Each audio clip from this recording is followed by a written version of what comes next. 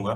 चंद्रेश भाई, मैं आपसे जानना चाहूंगा कि पहले क्या क्या था, बाद में क्या क्या, डाइट एक्सरसाइज क्या क्या फॉलो कर रहे हैं और क्या टर्निंग पॉइंट, प्लीज चंद्रेश भाई बताइए। નમસ્તે. પહેલા તો ડૉક્ટર સાહેબ આપનો ખૂબ ખૂબ આભાર. जी। ફર્સ્ટ ટાઈમ એકચ્યુઅલી મેં તમારી સોશિયલ મીડિયામાં જ્યારે સેમિનાર હતો હેમુ ગઢવીમાં, जी। ત્યારે મેં કીધું ચલો એકવાર જતા તો આવીએ, એમ કે શું છે જરાક જોઈ લઈએ એમ. ત્યારે હું એટલો સિરિયસ નહોતો, પણ માઇન્ડમાં એક હતું કે મારું 86 કિલો વજન છે, તો વજન તો ઘટાડવું છે. પણ સેમિનારમાં આવ્યા પછી મને એમ થયું કે કંઈક સારું લાગ્યું, અને થયું એમ કે ચલો એકવાર ચાલુ તો કરીએ, પછી આગે આગે દેખા જાયગા. जी। ચાલુ કર્યા પછી ચાલુ કર્યા પછી પણ હું સિરિયસ નહોતો. જ્યારે મન થાય ત્યારે એક્સરસાઇઝ કરું, જ્યારે મન થાય ત્યારે ડાયટનું ફોલો કરું. પણ એક મંથલી જે તમારી મીટિંગ હતી એમાં તમારા બે વર્ડ હતા કે જે એકચ્યુઅલી એમ કહીને કે એવું યુએસપી ઓફ માય લાઈફ.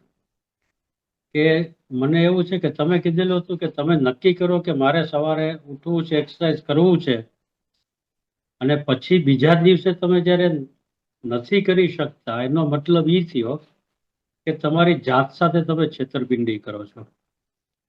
હવે જો તમે પોતે તમારી જાત સાથે છેતરપિંડી કરો, તો દુનિયાને કેવી રીતે તમે હેન્ડલ કરી શકો, ફેમિલીને તમે કેવી રીતે હેન્ડલ કરી શકશો? जी। આપને લાગી ગયું એકદમ. અને આની બીજે જ દિવસે યોગાનું યોગ. મેં વિરાટ કોહલીનો મને એક શોખ છે, હું એન્જિનિયર છું, મને એક શોખ છે, એટલે હું એની લાઈફ સ્ટાઇલ જોતો હતો વિરાટ કોહલીની. તો વિરાટ કોહલી જ્યારે સેન્ચુરી મારે કે વન ડે રમે કે ટેસ્ટ રમે, જ્યારે પૂરું થઈ જાય ને હોટલમાં આવે, ત્યારે 4 કલાક વિગરસ રહીમાં પછી જ્યારે હોટલમાં આવે, ત્યારે પહેલું વહેલું એનું કામ હોય વર્કઆઉટ કરવાનું. એટલે ત્યારે એને ઘણા ક્વેશ્ચન પૂછ્યો કે આટલું તમે એક્સરસાઇઝ કરી, તો હવે પછી આવીને શું વર્કઆઉટ કરવાનું એમ. એટલે એને કીધું કે હું જ્યારે મેચ નથી રમતો ત્યારે મારું વિગરસ હોય છે, પણ હું જ્યારે મેચ રમીને આવું ત્યારે પણ કરું છું, કારણ કે હું એક મારા બોડીને માઇન્ડને એક સિગ્નલ આપું છું કે આ મારી રોજની ક્રિયા છે અને મારે કરવાની છે. जी। એમાં કાંઈ ઓપ્શન છે જ નહીં. એટલે મેં કીધું વિરાટ કોહલી જો આટલા લેવલે લોકો કરી શકતા હોય, તો આપણે તો કરવું જ જોઈએ. ત્યારથી પછી રેગ્યુલરલી હું 4:45 ઇનવેરેબલી ઉઠી જાઉં છું.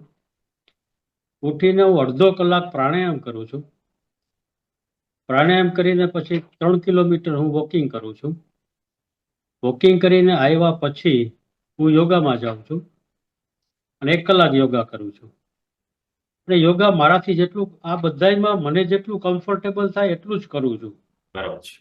એમાંથી કે જેથી કરીને અમુક વાર આપણે વધારે સ્ટ્રેચ કરીને જોઈ લીધું કે વધારે સ્ટ્રેચ કરવાથી તો આપણા દિવસો વધારે બગડે છે એકચ્યુઅલી. जी।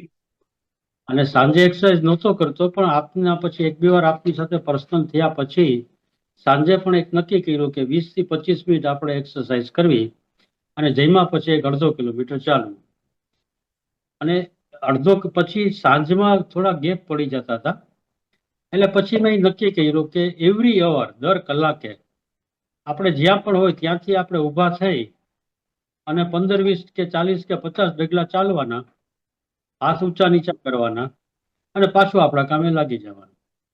આ તો કોઈ પણ જગ્યાએ આપણે આ લગભગ એમ કહીને 1 જ મિનિટ થાય છે એમાંથી. પણ એટલે પછી એક રૂટીન તમારી થઈ જશે દરરોજની દિનચર્યામાં. जी। અને એ રીતે પછી મેં ધીરે ધીરે કરતા મને બ્લડ પ્રેશર મારું અરાઉન્ડ 140, 145 રહેતું હતું. અત્યારે એમ કહીને ઓલમોસ્ટ એકચ્યુઅલી 125ની આજુબાજુ રહે છે. ગાઉટની હું ટેબ્લેટ્સ લેતો હતો, ગાઉટની ટેબ્લેટ્સ મારે બંધ થઈ ગઈ છે. કોલેસ્ટ્રોલની ટેબ્લેટ્સ બંધ થઈ ગઈ છે. અને અત્યારના વી ફીલ મોર એનર્જેટિક. અને બીજો એનાથી આ પ્રાણાયામના બધી કરવાથી બીજો મને પોતાને એક વસ્તુ એવી લાગી કે ક્યારેક પેલા કોઈ પણ સિચ્યુએશન આવતી ને તો થોડો હાઈપર થઈ જતા. એટલે યોગાથી મેં એક જ વસ્તુ કરી, સ્વીકાર. કે જે આપણા કંટ્રોલમાં નથી એનો સ્વીકાર કરી લ્યો, તો તમને ટેન્શન નહીં થાય. जी। बिल्कुल बिल्कुल। કંટ્રોલમાં જે વસ્તુ નથી તો એનું તમે ટેન્શન કરશો તો સોલ્વ નથી થવાની. પણ તમે ઈઝમાં રહેશો તો કદાચ તમને સારું રહેશે એમ. यस। આના માટે સર તો ખાસ મારે તમને થેન્ક યુ કહેવા જોઈએ. અને રિયલી થેન્ક યુ કદાચ વર્ડ ઓછો પડે એના માટે, આપના માટે કદાચ. ઇટ ઇઝ અ ચંદ્રભાઈ, આભાર અમારે સૌને માનવાનો છે, કારણ કે समझो कि તમારા કારણે અત્યારે ઘણા લોકોને એક દિશા મળી છે. बहुत सारे लोगों को ये समझ में आया कि कहीं ना कहीं मैं कल कुछ नहीं कर पा रहा हूँ, उसके पीछे की वजह मैं खुद ही हूँ. कल मैं उठ नहीं पा रहा हूँ, कल मैं एक्सरसाइज नहीं कर पाऊंगा या नहीं कर रहा हूँ, उसके पीछे आप अपने आप को इनपुट दे रहे हैं.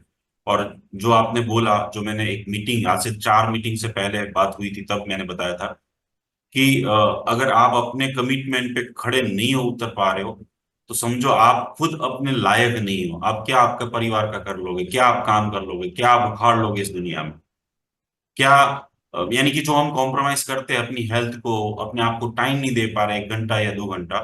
तो मुझे वो अक्षय कुमार की लाइन याद आती है कि उस इंसान को चुल्लू भर पानी लेके डूब जाना चाहिए.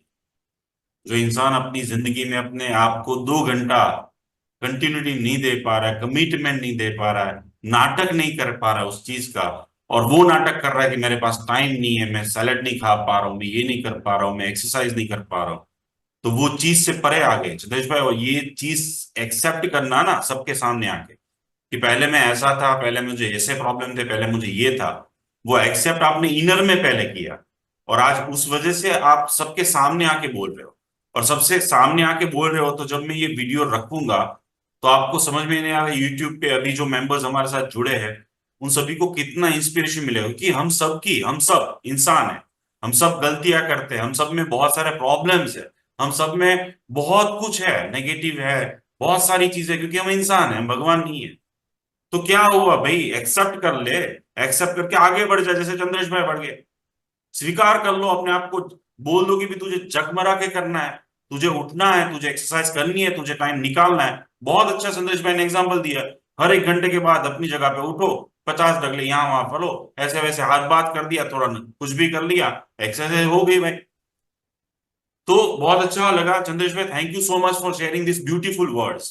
और आपको अगेन मैं ये कह रहा हूं कि मुझे सम्मान लग रहा है कि मैं आपको सम्मानित कर रहा हूं ऐसे मेंबर की वजह से. आज टेक यू टन मेंबर को सभी को इंस्पिरेशन मिल रही है. Let's have a big and तालियों से फिर से चंद्रेश भाई का स्वागत करते हैं. थैंक यू सो मच कि आप इतने अच्छे वर्ड शेयर किए, इतनी अच्छे ध्यान रखे, आपकी दवाइयां बंद हुई है, और आगे हमें चंद्रेश भाई साथ में जाना है.